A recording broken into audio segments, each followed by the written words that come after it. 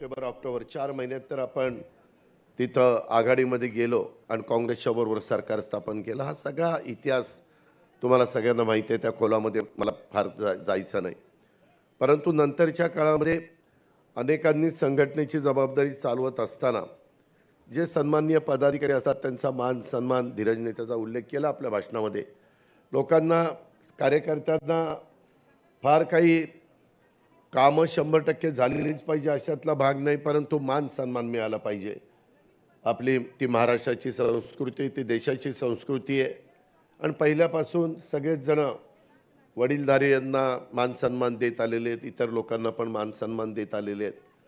परंतु जो आपण मधल्या काळामध्ये 2 जुलैला निर्णय घेतला त्याच्या आधीच्या काळात काही जणांचं महत्त्व पक्षामध्ये वाढलं आणि ते वाढल्यानंतर कसं आपण सगळ्यांशी बोललं पाहिजे, वागलं पाहिजे, कसं सगळ्यांना सामावून घेतलं पाहिजे, कसं कुणाला अलीकडं म्हणजे घरातला कामवाला गडी असला किंवा घरकाम करणारी बाई असली आणि तिला जरा मालकिनीनं किंवा घरातल्या प्रमुखांनी काही बोललं की ती म्हणते चल हिशोब कर आणि पैसे घे आणि चल मला सोड. म्हणजे एवढे अलीकडची परिस्थिती आहे. म्हणजे कधी कोण कुणाला सोडून जाईल सांगता येत नाही.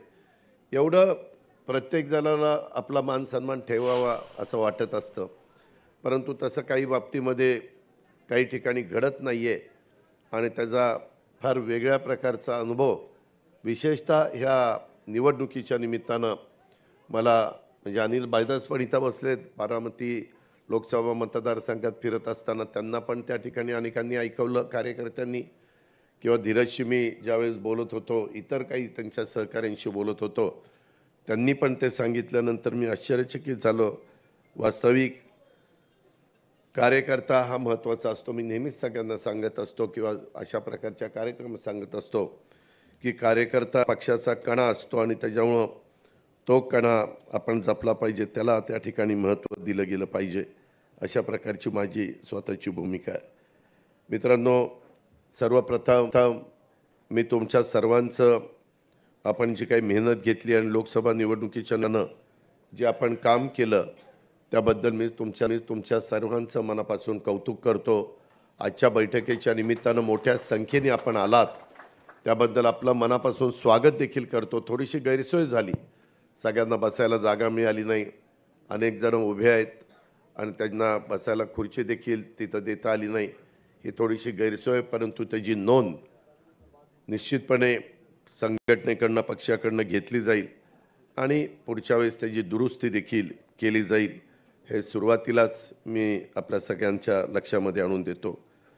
मित्रांनो, निवडणूक ही राजकीय पक्षासाठी फक्त सत्ता मिळवण्याचं साधन आहे असं मी पण मानत नाही आणि आपल्यातले बरेच जण पण मानत नाहीत. निवडणूक हे आपण सर्वांनी 5 वर्षात लोकांच्या मध्ये जे काम केलेलं असतं त्याचं मूल्यमापन लोक त्या ठिकाणी करतात आणि आपल्याला कौल देतात. लोक देतील तो कौल मान्य करून आपण पुढं जायचं, हे ध्यानात घेऊन आपण आजपर्यंत वाटचाल करत आलेलो आहे. कधी विजयाचा उन्माद देखील होऊन द्यायचा नाही आणि पराभवानी खचून पण जायचं नाही, अशा प्रकारची भूमिका सर्वांनीच कुठल्याही राजकीय पक्षामध्ये असताना प्रत्येकाने घेतली पाहिजे. निवडणूक हा राजकीय कार्यकर्त्याचा तसं बघितलं तर श्वास आहे. कार्यकर्ता लोकांमध्ये असतो, तो लोकांची आणि पक्षाची सातत्याने कामं करत असतो आणि त्यामुळे निवडणुकीत त्यानं लोकांची कामं किती केली आणि त्यानं किती केलेल्या कामांवर हक्काने तो किती मतं पक्षाच्यासाठी आणि आपल्यासाठी आणू शकतो याची परीक्षा असते. आपण नवीन राजकीय भूमिका घेतल्यानंतर ही आपल्या सर्वांची पहिलीच निवडणूक होती, ही आपण सगळ्यांनी अनुभवली.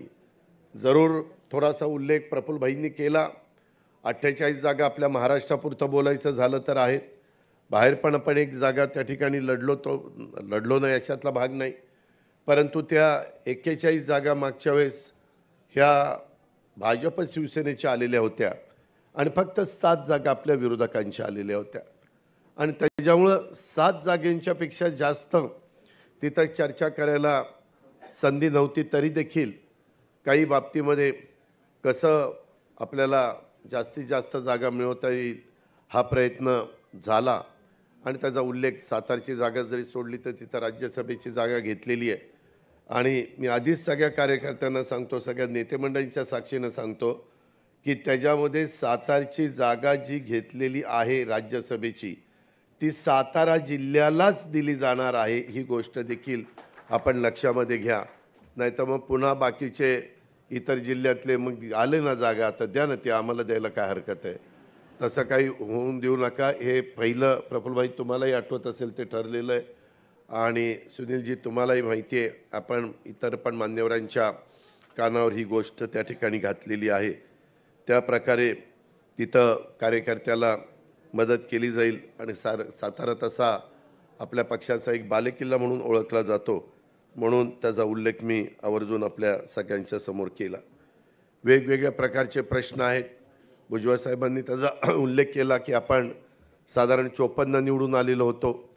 उद्याच्याला 288 जागांचा ज्यावेळेस निर्णय घेतला जाईल त्यावेळेस काय होईल, त्याच्याबद्दल काळजी वाटणं साहजिक आहे, मी नाही असं म्हणत नाही. परंतु तसं काही समजण्याचं कारण नाही.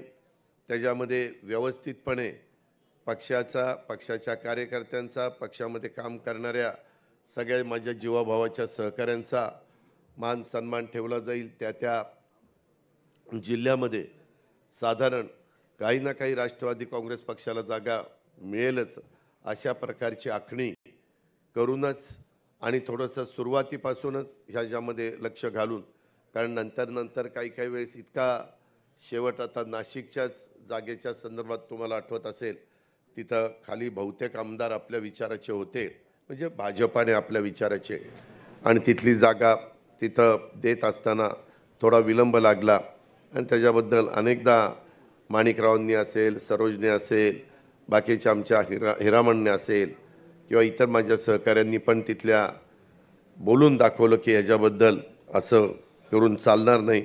आणि मग समोरचे लोक कामाला लागतात, प्रचाराला लागतात आणि त्याचा फटका हा निश्चितपणे आपल्या सगळ्यांना म्हणजे महायुतीला बसतो. अशा प्रकारचा सुतवच त्या ठिकाणी झाला आणि ही गोष्ट मी नाकारू शकत नाही. मगाशी मी धीरज आणि ह्या सगळ्यांशी बोलत होतो. प्रफुल्लभाईंनी पण त्याचा उल्लेख केला. आपल्याला उद्याच्या 10 जूनला 25वां वर्ष आपण साजरं करतोय, म्हणजे 1099 ते 2024, तर त्यामध्ये 25 वर्ष पूर्ण होत आहेत आपल्याला आणि 26वा वर्धापन दिन, पहिला वर्धापन दिन जर 10 जून 1999चा आपण धरला तर, आणि त्याच्यातून पुन्हा राष्ट्रीय पक्ष म्हणून आपल्याला मान्यता मिळवायची आणि तशा प्रकारचा प्रयत्न हा सगळ्यांचा चाललेला आहे. आजच्या ह्या पक्षप्रवेशाच्यामुळं धीरज आणि बाकीच्या सगळ्या प्रदेशाध्यक्षांनी, युवकच्या आणि इव्हन फादरच्या पण अध्यक्षांनी ज्यांनी प्रवेश केलेला आहे, त्याच्यातनं तिथं पक्षाची ताकद वाढवण्याच्या करता निश्चितपणे मदत झाल्याशिवाय राहणार नाही. त्यांचं सर्वांचं आपण स्वागत केलेलंच आहे.